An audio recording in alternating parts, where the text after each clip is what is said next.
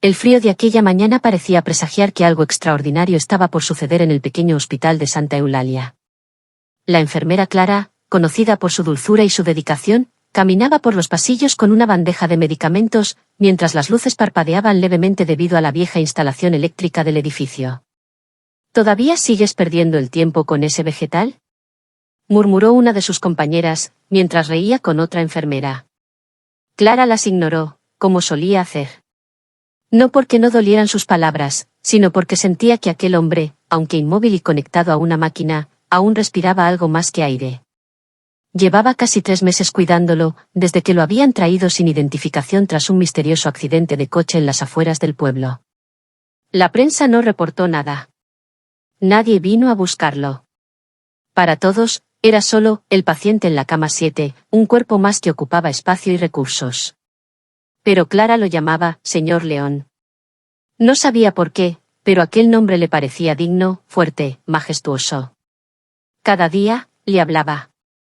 Le contaba historias, le leía libros, le ajustaba las cobijas con una ternura que no pasaba desapercibida para el resto del personal, aunque la mayoría se burlaba a sus espaldas.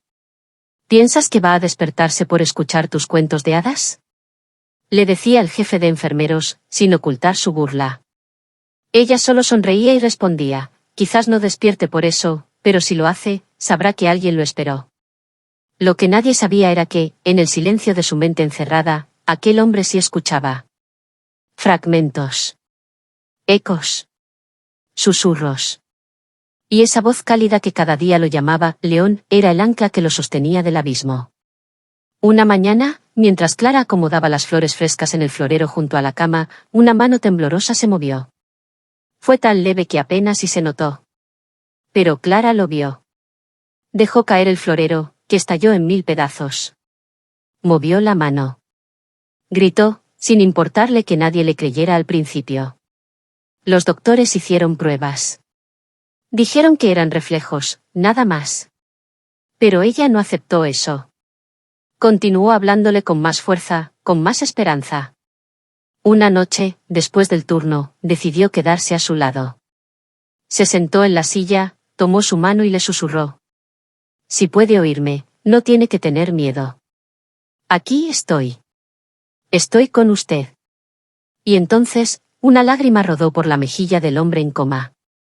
El caos se desató al día siguiente.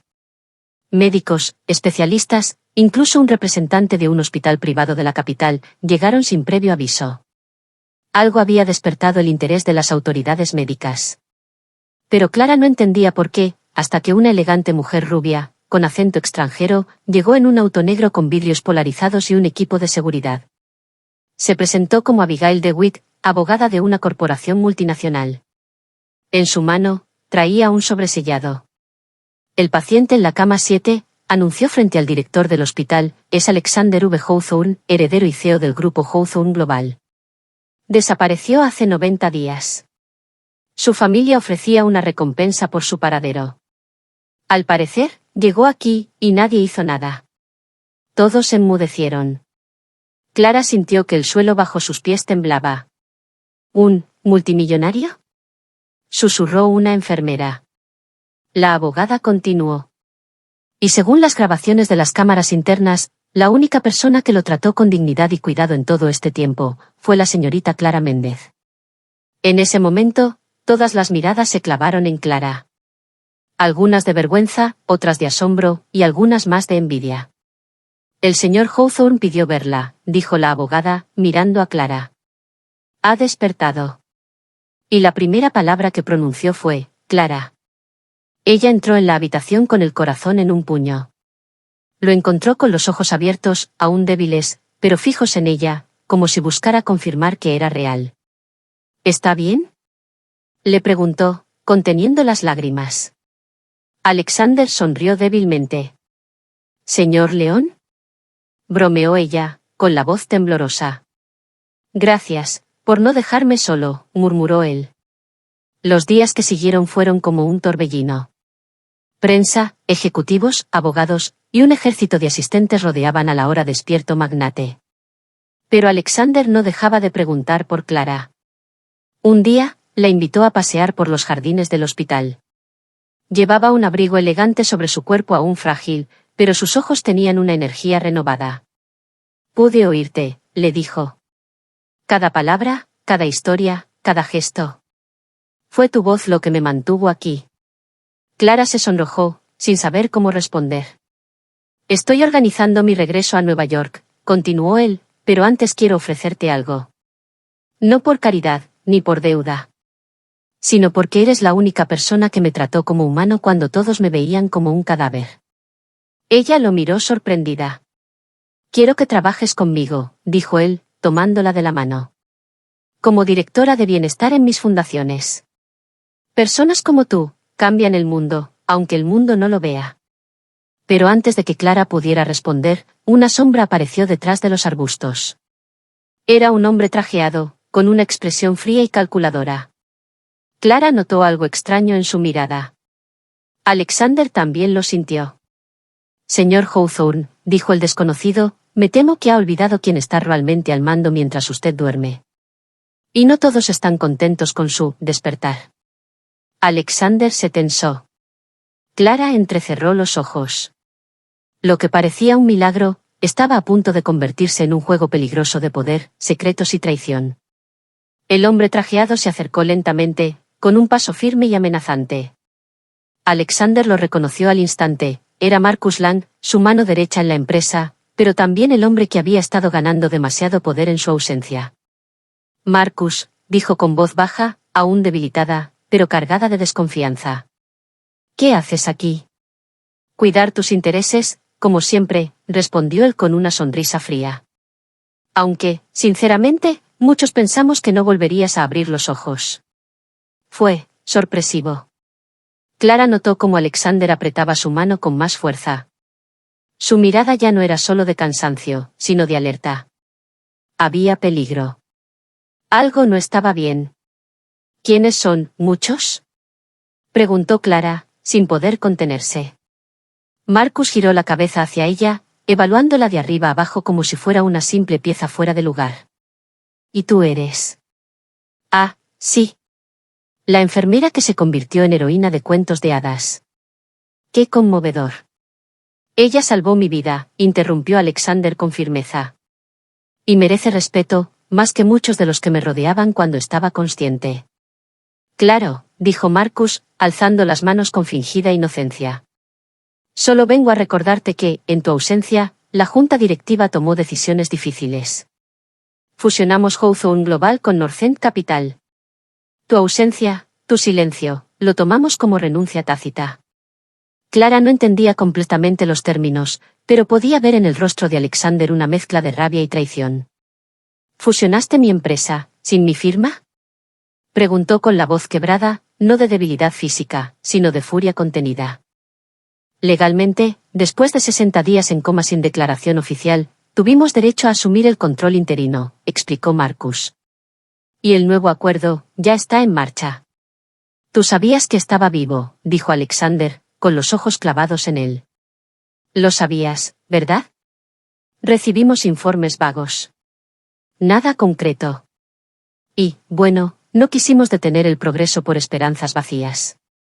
Alexander cerró los ojos por un momento, tragando el dolor de aquella traición. Clara, a su lado, sentía como el mundo se torcía ante sus pies. Todo aquello que parecía un milagro ahora tomaba el tinte oscuro de una conspiración.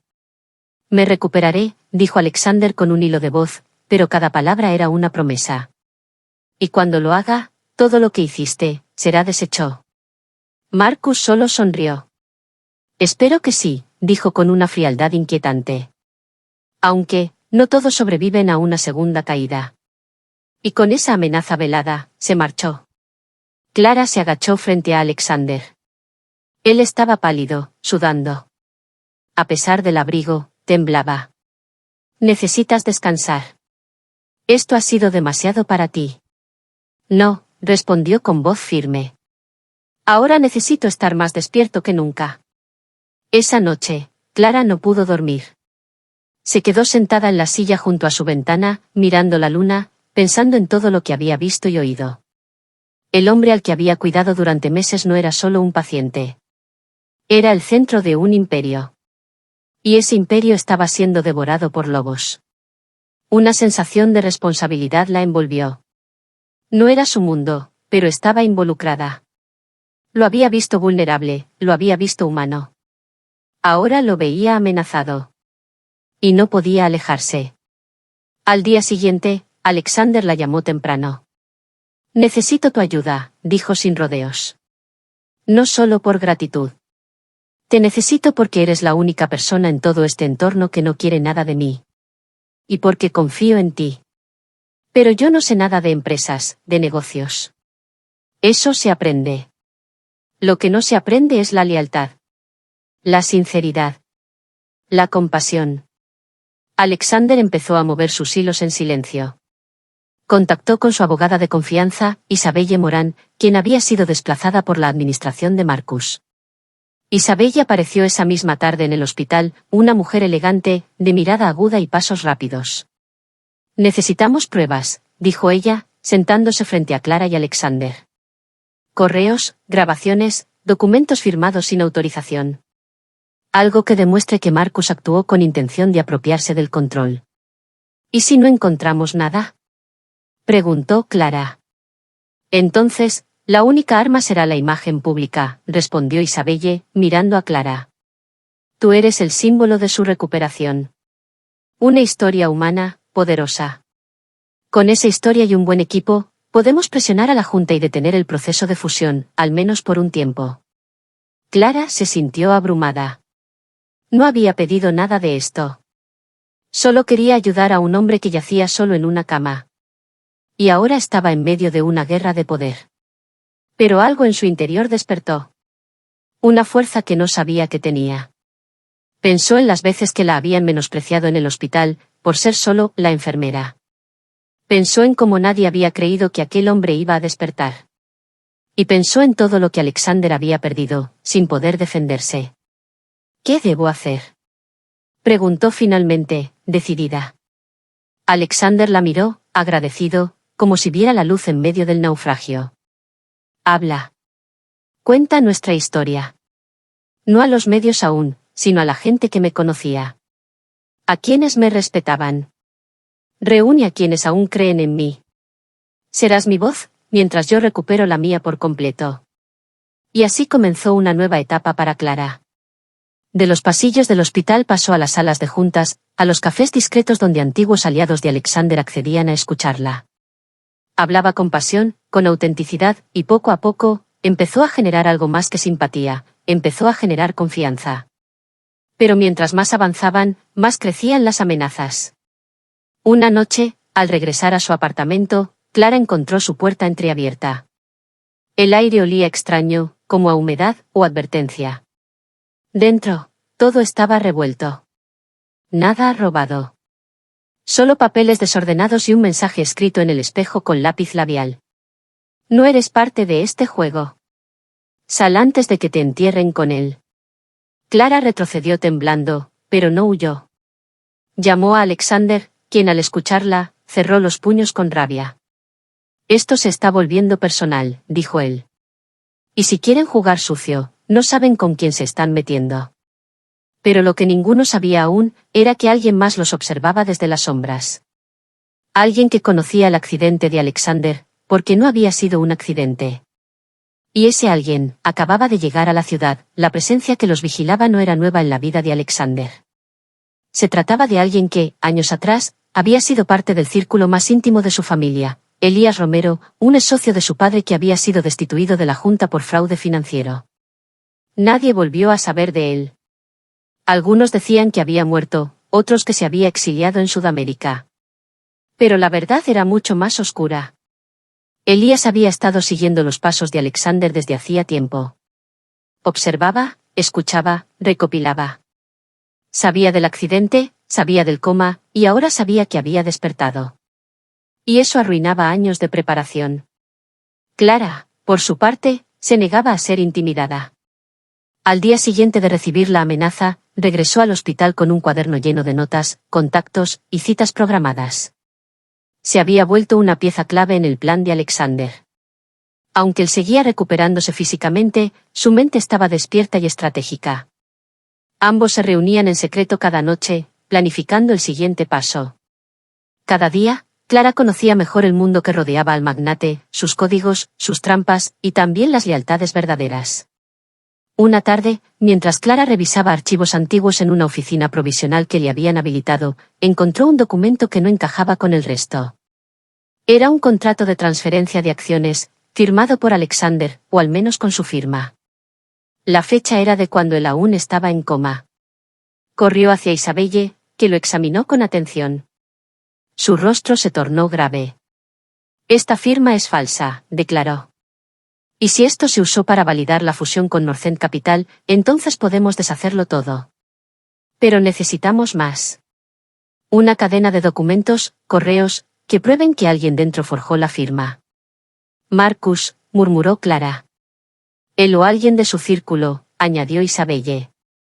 «Pero no bastará con acusarlo. Necesitamos que el mismo Alexander lo declare ante la Junta». «¿Crees que esté listo?» Clara asintió. Sabía que Alexander estaba débil físicamente, pero el fuego en su interior no había hecho más que crecer. Esa noche, cuando le mostró el documento, él lo observó en silencio durante largos segundos. Luego, solemnemente dijo: «Prepárame. Vamos a recuperar lo que es mío». El anuncio de que Alexander haría una aparición pública sacudió a los medios. Era la primera vez desde su despertar que saldría del hospital. La junta directiva, presionada por los rumores, accedió a convocar una sesión extraordinaria. Marcus intentó impedirlo, alegando que Alexander no estaba en condiciones, pero no logró bloquearlo sin levantar sospechas.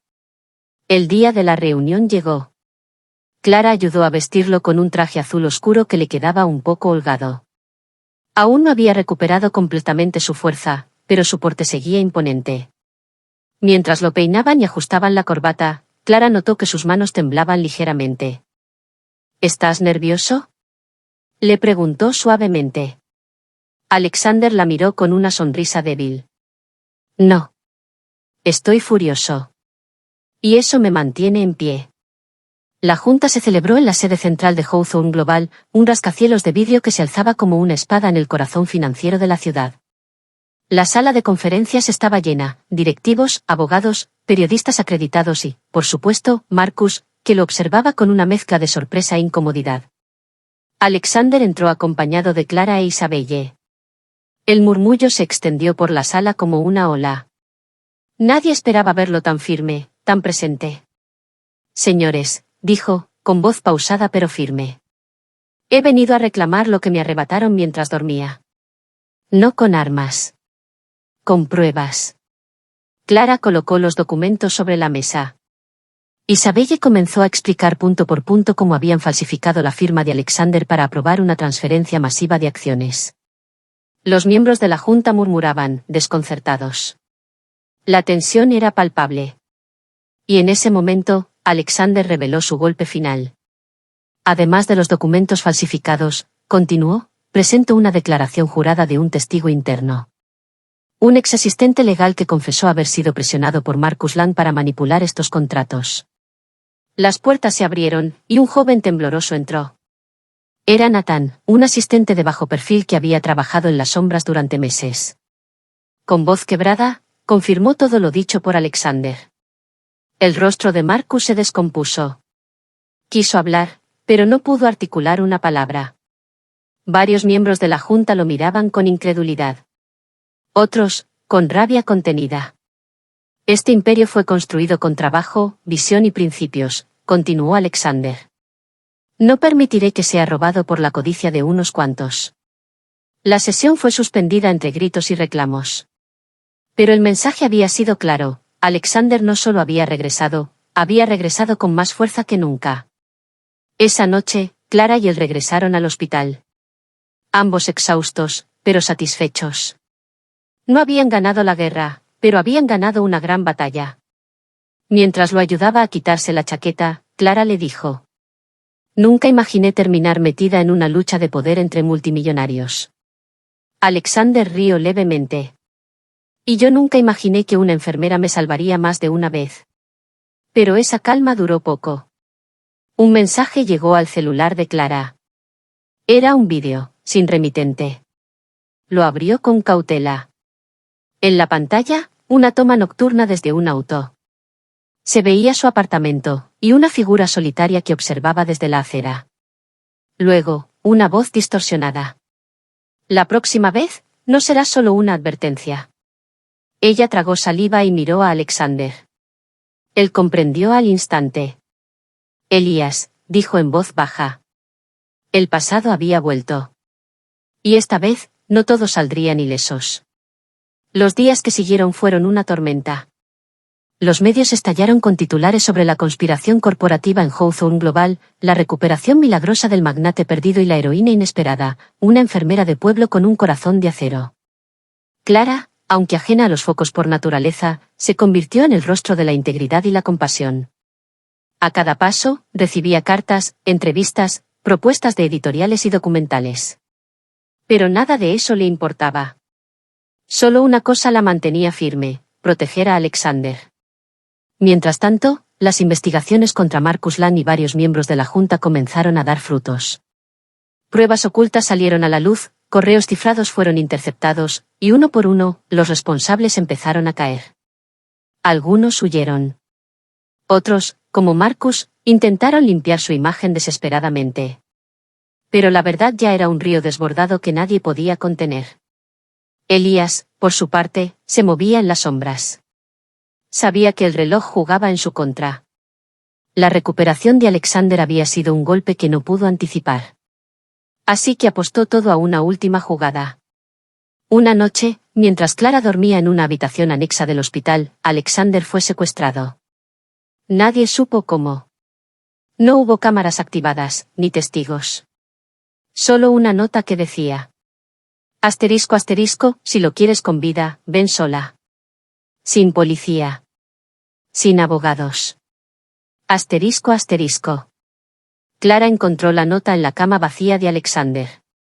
El mundo se desmoronó bajo sus pies por un instante. Pero luego, algo dentro de ella se encendió con más fuerza que nunca. Ya no era solo la enfermera. Ahora era la guardiana de una vida que significaba mucho más que poder o riqueza. Sin avisar a nadie, siguió las instrucciones. El lugar de encuentro estaba en las afueras, una bodega abandonada cerca del río. Allí, entre las sombras, Elías la esperaba con una sonrisa torcida y una pistola en mano. Alexander estaba atado, débil, pero consciente. Siempre tan valiente, dijo Elías con desprecio. ¿Tanto vale este hombre para ti? Más que todo lo que tú jamás serás, respondió Clara, sin bajar la mirada. Podría matarlos a los dos ahora mismo. Y desaparecer. Nadie me encontraría. Pero no lo harás, respondió ella con voz firme. Porque eso sería aceptar que perdiste. Tú querías robarle todo, destruirlo, pero él volvió. No importa si nos matas ahora. El mundo ya vio lo que eres. Ya saben lo que hiciste. Elías vaciló. Por primera vez, sus manos temblaron. Y fue entonces cuando Alexander, con lo poco que le quedaba de fuerza, habló. Tu tiempo terminó, Elías. Ya no tienes a dónde huir. Unos focos potentes iluminaron la bodega de repente. Drones sobrevolaban el techo. Sirenas lejanas se acercaban. Clara había engañado a Elías. Antes de salir, colocó un rastreador en su abrigo y mandó un mensaje encriptado a Isabelle. Quise darte una oportunidad de rendirte, dijo Clara, mirándolo directo a los ojos. Pero elegiste seguir siendo un cobarde. Elías intentó huir, pero fue rodeado por la policía. Gritó, amenazó, se resistió, pero finalmente fue esposado y llevado entre gritos. Alexander fue liberado y trasladado de inmediato al hospital. Clara no lo soltó ni por un segundo. Lo que ocurrió después fue una ola de justicia, reconstrucción y redención. Alexander, ya recuperado completamente, volvió a tomar las riendas de su imperio. Pero lo hizo diferente esta vez. Creó un nuevo consejo ético, expulsó a todos los corruptos, y fundó una organización sin fines de lucro con un propósito claro: defender a los olvidados, proteger a los que no tienen voz. La llamó Fundación Clara *. Clara, por su parte, rechazó varios cargos y reconocimientos públicos. No quería una vida de fama. Pero aceptó una cosa, ser directora ejecutiva de la fundación. Desde allí, trabajaba cada día para mejorar hospitales rurales, brindar apoyo a personal médico y luchar contra la negligencia institucional. Y aunque al principio dudó, Alexander la convenció de mudarse a Nueva York con él, no como socia de negocios, sino como su compañera de vida. Un año después, en una ceremonia íntima frente al mar, Alexander y Clara se casaron. Él con su eterna elegancia. Ella con una sencillez que hacía temblar el alma. No hubo cámaras, ni titulares. Solo promesas reales. Durante la fiesta, alguien le preguntó a Clara cómo había llegado tan lejos. Ella sonrió con esa calma que siempre la distinguía y respondió. Creí en alguien cuando todos lo daban por perdido. A veces, eso es suficiente para cambiarlo todo. Y esa frase quedó grabada en cada corazón presente. Porque en un mundo donde muchos adoran el poder, ella había demostrado que el verdadero poder está en la bondad, en la fe, en la capacidad de ver lo invisible. La historia de Clara y Alexander se volvió leyenda. No por los millones, no por la traición, ni siquiera por la conspiración. Se volvió leyenda porque recordó al mundo que los milagros existen, pero no siempre vienen del cielo. A veces, caminan entre nosotros, con una bata blanca, una voz suave, y un corazón más grande que cualquier imperio.